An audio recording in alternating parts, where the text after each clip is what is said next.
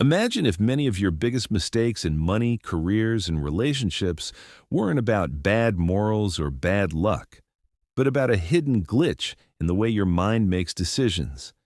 Tonight, we're going to open that black box. Stay with me, because once you see how your brain really works, you will never look at your choices the same way again. Let's dive into the world of thinking fast and slow, inspired by the work of Nobel Prize-winning psychologist Daniel Kahneman. I want you to imagine, just for a moment, that you have two characters living inside your mind. The first one is fast. He's impulsive, emotional, automatic. He reacts before you even realize a decision was made. The second is slow. She's careful, logical, and a little lazy. She doesn't show up unless she really has to. But when she does, she can completely change the outcome. Kahneman calls them System 1 and System 2. In this audio, we'll call them your fast brain and your slow brain. Your fast brain is what lets you recognize a friend's face in a crowd, read a stop sign while driving, or jump back when a car swerves toward you. You don't calculate, you don't analyze, you just react. Your slow brain is what you use when you're comparing mortgage options, planning your retirement, or deciding whether to quit your job and start a business. It's the part of you that can think in numbers, weigh pros and cons, and say, "Hold on, this doesn't feel right." Both systems are essential. The problem is simple, but dangerous. Your fast brain is running the show most of the time, and it often makes serious mistakes. Quietly, confidently, and completely convincingly. In the next 45 minutes or so, we're going to explore how those two systems work, why they so often mislead you, and most importantly, how to use them better. We'll talk about how your mind jumps to stories that feel true, even when the facts say otherwise. Why you fear losses more than you value gains, and how that shapes your money decisions. Why you're overconfident about your predictions, your plans, and your abilities. And how your remembering self quietly rewrites the story of your life. By the end, you'll have a practical toolkit. Simple mental habits you can use to make better decisions in everyday American life. Whether you're investing in the market, choosing a job, or just arguing less with the people you love. Let's start with the two characters we mentioned, your fast brain and your slow brain. Your fast brain and your slow brain. Picture yourself driving a familiar route home. You're sipping coffee, maybe listening to a podcast, and somehow you still stop at red lights, make all the usual turns, and pull into your driveway without really thinking. That's your fast brain. Now picture a different moment. You're on a call with your bank, trying to understand the terms of a new credit card. You ask the representative to repeat the numbers. You write them down. You pause. You think. That's your slow brain. Your fast brain works automatically and quickly, uses intuition, impressions, and feelings, recognizes faces, understands simple sentences, senses danger, loves shortcuts, and hates effort. Your slow brain allocates attention to effortful tasks, solves math problems, compares options, plans for the future, can follow rules, use logic, and override impulses. But it gets tired easily. Here's the catch. Your fast brain is always on. Your slow brain is more like that friend who helps you move apartments, but absolutely hates being asked. So most of the time, your fast brain handles life by default. It sees, it feels, it reacts. And only when the situation is too hard, too confusing, or too surprising does your slow brain wake up and say, "Wait, something's off. Let me think about this." This is usually fine. If your slow brain had to approve every word you read, every step you took, every expression you recognized, you'd be exhausted before breakfast. But the fast brain has a problem. It's built for a world of simple, immediate dangers, snakes, cliffs, angry faces. You're living in a world of credit default swaps, nutritional labels, social media, 401k plans, and 30-year mortgages. So the fast brain uses shortcuts, called heuristics. Most of the time, those shortcuts work. But when they can fail in systematic, predictable, and very expensive ways. Kahneman's work is about mapping those failures. He shows us how our fast brain creates illusions, mental tricks that feel right while being completely wrong. To see how this works, let's start with one of the most important ideas in the entire book: cognitive ease. Cognitive ease, when easy feels true. Your brain loves anything that feels easy. When you read a sentence in a clear font, you feel more comfortable than when it's blurry or low contrast. When you hear a statement repeated several times on the news, on social media, in conversation, it starts to feel familiar. And what feels familiar starts to feel true. This is cognitive ease. When things are easy to process, your brain relaxes. It thinks, I've seen this, I know this, it's probably right. When something is harder to process, unclear, unfamiliar, complicated, you feel cognitive strain. Your slow brain may wake up, but often you just reject the thing as suspicious or annoying. This matters more than it sounds. Imagine you hear this sentence once. Most Americans drastically underestimate how much they need for retirement. You nod. Maybe, maybe not. Now imagine you hear a version of that statement every week, on TikTok, in a podcast, in a YouTube video. Slowly, it starts to feel more true. Not because you analyze the numbers, but because it became familiar. The fast brain turns familiarity into truth. Advertisers know this. Politicians know this. Even rumors and misinformation depend on it. The dangerous part? Your fast brain doesn't tell your slow brain, hey, I think this is true because I've heard it often. Instead, it just says, this feels true. Kahneman summarizes this mindset with a simple phrase. What you see is all there is. Your brain acts as if the small amount of information in front of you is the whole story. It doesn't ask, what am I missing? It just builds a neat little narrative out of whatever it has. And narratives are powerful. The stories we tell ourselves. Think about the last time you judged someone quickly. Maybe you met a coworker who spoke confidently, used big words, and came from a famous university. In seconds, a story formed in your head. Wow, this person is really smart. They must know what they're talking about. Or maybe you watched a startup founder on YouTube, full of energy, telling a story of struggle and triumph. You felt inspired, and maybe you found yourself thinking, this idea is definitely going to succeed.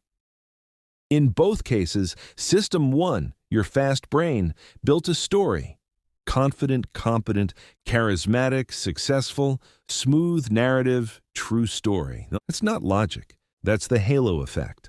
One positive trait creates a halo that colors everything else. Kahneman's research shows that when we like someone, because they're attractive, confident, or similar to us, we tend to judge them as more intelligent, more trustworthy, and more capable than we really should. Our fast brain doesn't like loose ends or uncertainty. It loves simple, tidy stories. But reality is messy. People are mixed. Companies are mixed. Stocks are mixed. We often don't have enough information. Still, the fast brain says, no problem, I'll fill in the gaps. It uses stories instead of statistics, impressions instead of data. And that's where the trouble begins. To really see how badly our intuitions can mislead us, let's look at some of the most famous mental shortcuts Kahneman studied: heuristics and biases. Heuristics and biases, shortcut thinking. The first big shortcut is the representativeness heuristic. It sounds complicated, but the idea is simple. We judge how likely something is by asking, how much does it look like the stereotype in my mind? For example, imagine I tell you about John. John is quiet. He loves reading science fiction. He's good with numbers. He's not very social.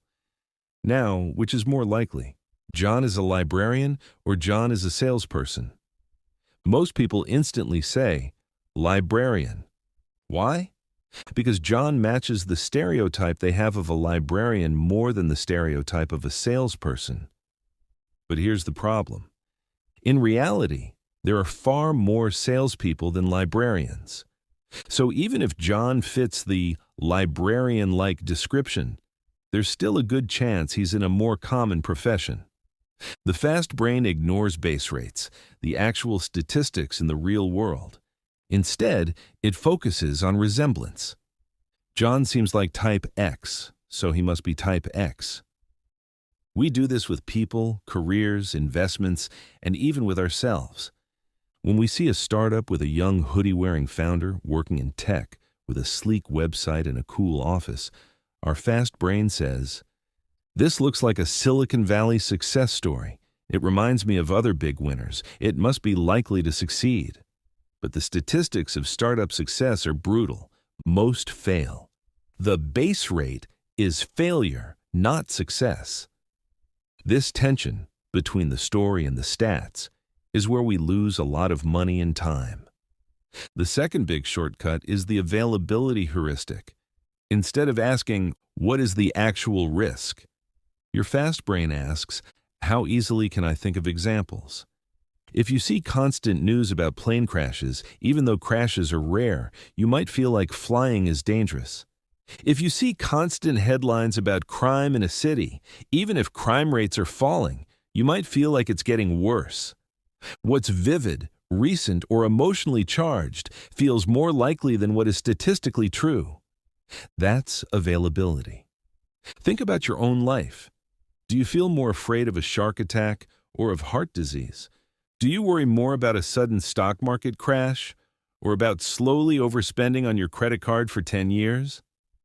Your brain is not a statistician. It's a storyteller with a very short memory and a love for drama. The third shortcut is anchoring. Anchoring happens when a number you hear, any number, pulls your judgment toward it. Imagine you're buying a used car. The seller shows you a sticker price of $19,000, then says, "For you, I can do $17,000. Even if the car is objectively worth $13,000, your mind is anchored near 19 and 17. 13 feels too low, even though it might be fair. Anchors show up when you negotiate a salary, when you see original price versus discount price on Amazon, or when real estate listings say, recently listed for $500,000, now only $449,000. Anchors can be random, arbitrary, even meaningless, and still shape your decisions. The fourth shortcut is overconfidence. We don't just make mistakes. We're usually very confident while making them. Kahneman's research shows something humbling. Experts, fund managers, economists, forecasters are often just as biased as everyone else.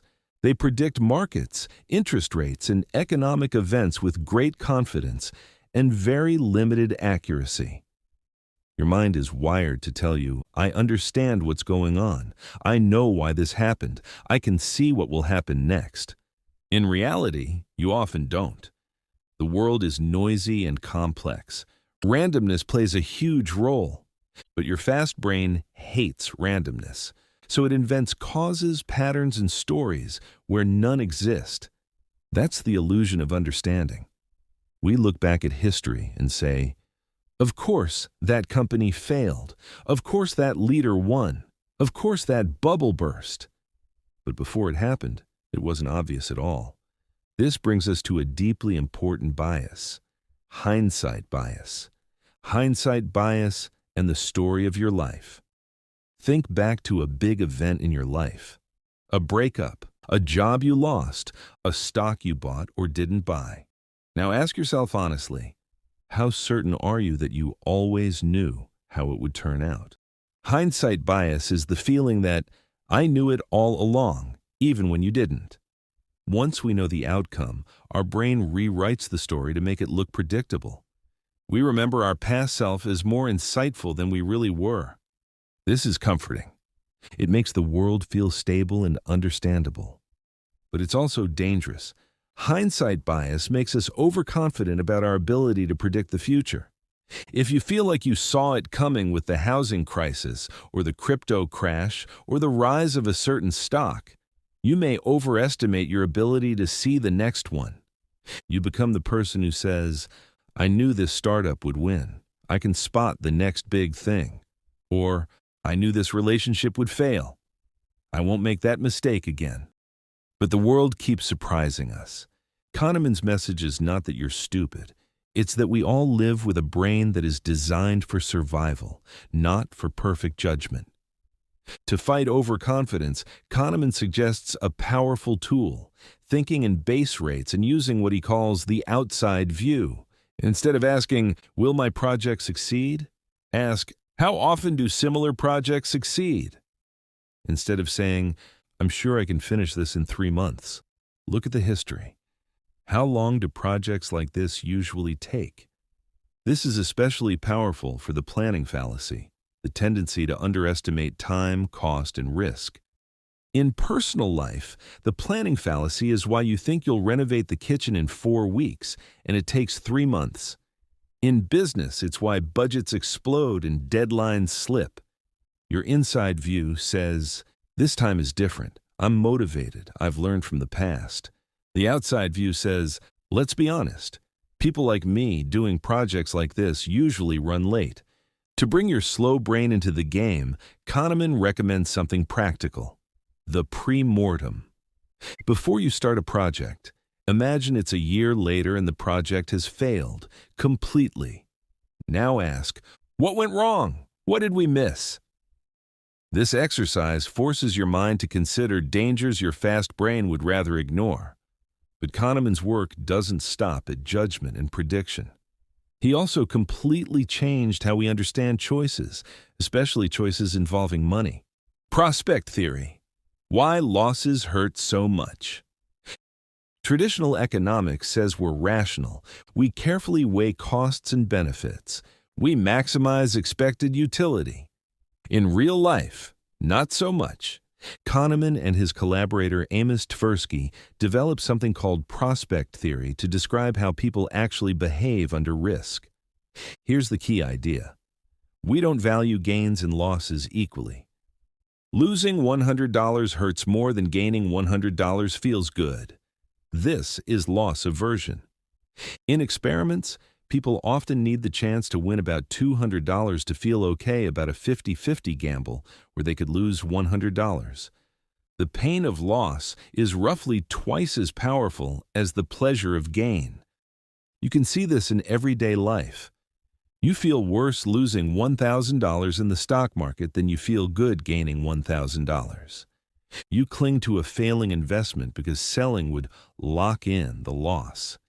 You stay in a bad situation, an underpaying job, a broken relationship, because leaving feels like losing what you already have. Your fast brain is a loss avoidance machine. Prospect theory adds 2 more important ideas: reference points and framing. A reference point is the mental starting line you use to judge gains and losses. If you get a small raise at work, you feel good if you were expecting nothing. You might feel disappointed if you were expecting a big promotion. Objectively, the number is the same. Subjectively, it feels completely different. You don't judge outcomes in isolation. You judge them relative to where you thought you'd be. Framing is about how choices are presented. Imagine 2 ways of describing a medical procedure. Out of 100 patients, 90 are alive after 5 years. Out of 100 patients, 10 are dead after 5 years. The numbers are identical. But when people hear the first version, they feel safer and are more willing to choose the procedure. The way a choice is framed as a gain or a loss taps directly into loss aversion. Marketers, politicians, and negotiators use this constantly. Save $200 sounds different than stop losing $200. Keep your current benefits feels safer than upgrade to a new plan, even if the new plan is better. Prospect theory also explains why we're risk-averse in gains, risk-seeking in losses. If you're up in a casino, you might cash out to lock in your gains. If you're down, you might take wild risks to make it back, even if the odds are terrible. In investing, people often sell their winners too quickly and hold on to losers for too long. The small loss hurts too much to accept. The small gain feels good enough to take. Loss aversion also drives the endowment effect. Once you own something, a car, a house, a piece of memorabilia, you value it more than you would have if you didn't own it. If someone offers to buy your mug, you might demand $10, even though you would never have paid $10 to buy it yourself. Owning it makes giving it up feel like a loss, and losses are painful. When you understand prospect theory, you start to see money decisions differently. You realize that. You may be staying in a bad investment just to avoid the pain of admitting you were wrong. You may be refusing a good opportunity because the potential loss feels scarier than the potential gain feels exciting. You may be reacting more to how choices are framed than to what they actually mean. So what can you do? One strategy is to separate the decision from the emotion of the moment. Ask yourself, if I were starting from zero today, would I still choose this? Would I still hold this stock? Would I still live here? Would I still stay in this job? That question cuts through the endowment effect. It shifts your focus from what will I lose to what's truly best going forward. Another strategy is to pre-commit. Set rules for yourself before emotions get involved. I will not sell a long-term investment out of panic over a single bad week. I will not keep a stock just because I don't want to admit a mistake. I will review major financial decisions with at least one trusted, rational friend. Loss aversion never fully disappears, but you can design your life so that your slow brain has a fighting chance.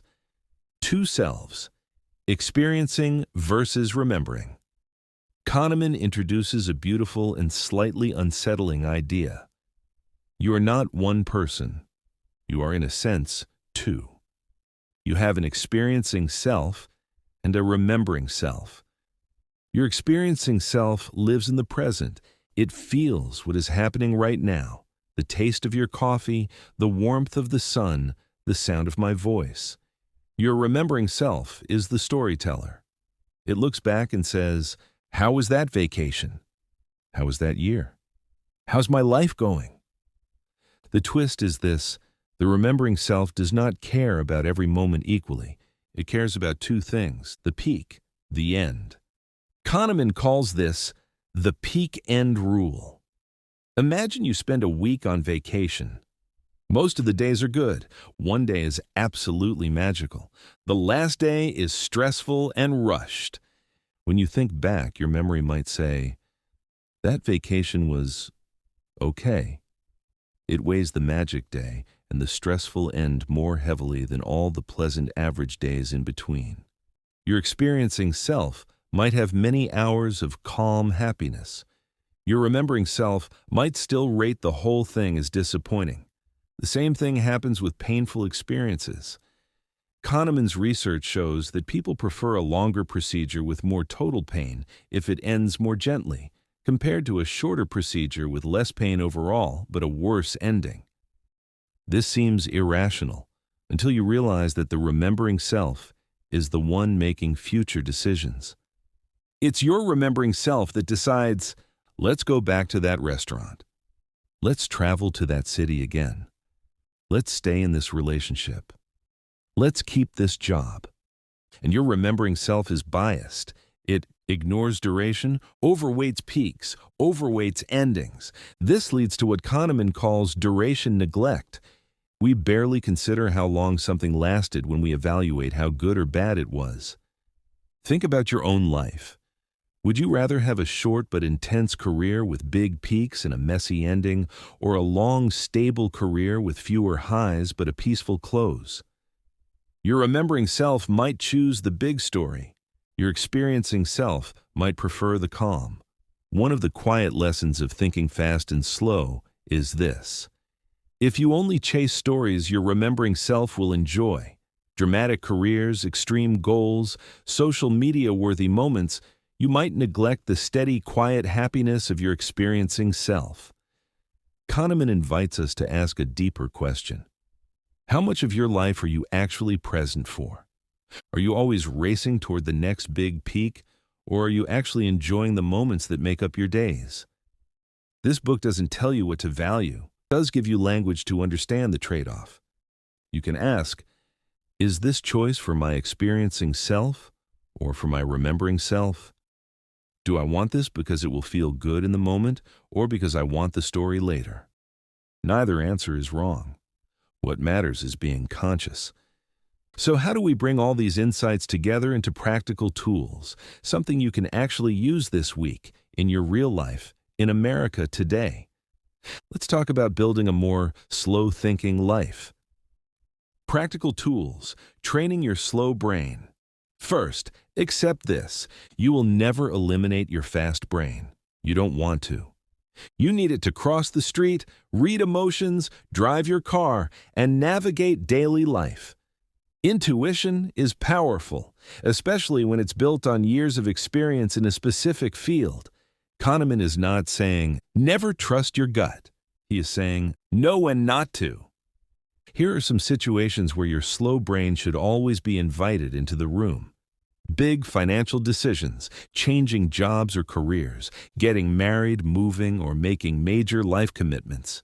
Decisions involving long-term health. Any situation where emotions are running high, fear, anger, excitement. When stakes are high and emotions are strong, your fast brain is loud and often wrong. So what can you do? 1. Create friction for big decisions. Don't let yourself make major choices in one click. If you're about to make a big purchase, sleep on it. If you're about to send an angry email, wait an hour. If you're about to invest a lot of money, force yourself to write down the reasons and the risks. 2. Use checklists. Pilots don't rely on intuition for everything. They use checklists because human memory and attention are limited. You can do the same. For example, before making a big financial move, ask, what is the base rate? How often does something like this work out for people like me? What could go wrong? What would I tell a friend in my situation? Am I reacting to a vivid story or to solid numbers? Am I more afraid of losing what I have than excited about gaining something better? 3. Invite dissent. Your brain loves agreement. It loves people who confirm your story. But reality often lives in the disagreement. Find at least one person who's willing to tell you, I think you might be wrong, and here's why. Kahneman himself has said that he tries to be less wrong, not always right. That requires being open to criticism and uncertainty. 4. Use the pre-mortem. Before committing, imagine the project has failed. Ask, why did it fail? What did I overlook? What was I too optimistic about? Write down the answers. Then, see if you still feel as confident. 5. Watch your emotions around gains and losses. Next time you're tempted to sell a stock just because it's dropped or hold on to something purely to avoid a loss, pause and ask, if I did not already own this, would I choose it today? Am I trying to get back to a number that only exists in my head? This tiny question can save you months or years of clinging to bad decisions. 6. Protect your experiencing self.